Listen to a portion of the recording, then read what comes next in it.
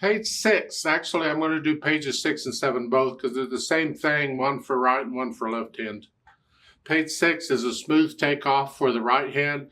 Page 7 is a smooth takeoff for the left hand. That's basically the same lesson. What we're after here is the wrist. This, we don't want this and you don't want stiff wrist.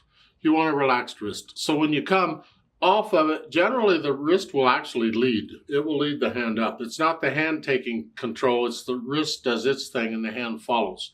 It's a very slight motion. Some people exaggerate, oh, look at me, I look all fancy. Go away.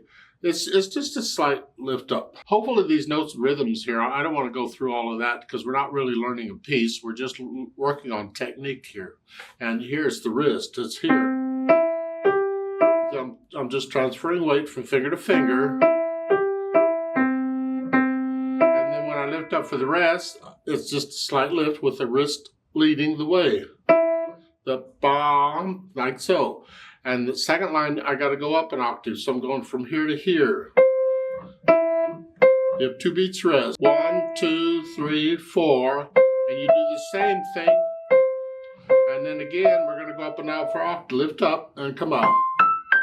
That's what we're doing. And then on page 7 is the same thing for the left hand. You're starting here.